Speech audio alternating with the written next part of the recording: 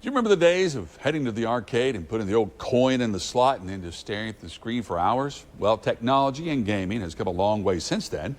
This week, meteorologist Ricky Matthews takes us to an arcade in Johnson City for a full immersion experience on this edition of Weekend Drive.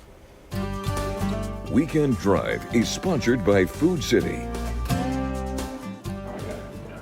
Games and the way you play them are taking it up a notch with virtual reality. You put the headset on, you have headphones, you're completely immersed in it. You have two controllers which act as your hands, and they go really tightly to your hands, so it really feels like it's just an extension of you. And when you go into any sort of game, you'll see your hands there, you'll see your fingers moving. Vision Quest VR in Johnson City just opened for a new gaming experience. There's no staring at a screen or holding a controller with this game. Your body is the controller. As we like to say, it's for all ages, for all types of gamers. The game possibilities are endless, with more and more invented daily. Some are complex, others pretty simple.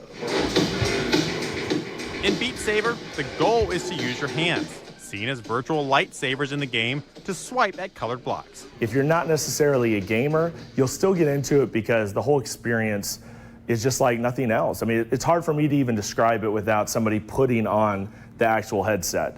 The time it takes to learn depends on your game and life experiences. If you have any sort of gun training, you've actually worked with guns before, it's the same mechanics. You're loading your clip, you're cocking it back. I mean, it's the same type of motions. So if you have any experience with that, then people tend to take right to it.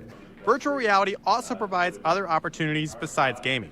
Google has made their Street View mapping system come alive through VR.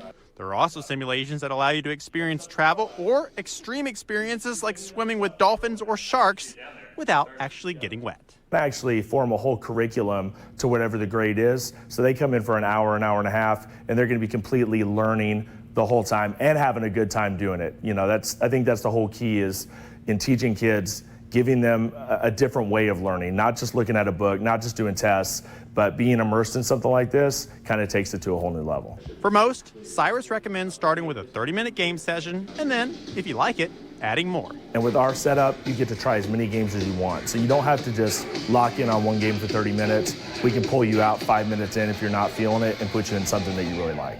On a Weekend Drive in Johnson City, Tennessee, I'm meteorologist Ricky Matthews.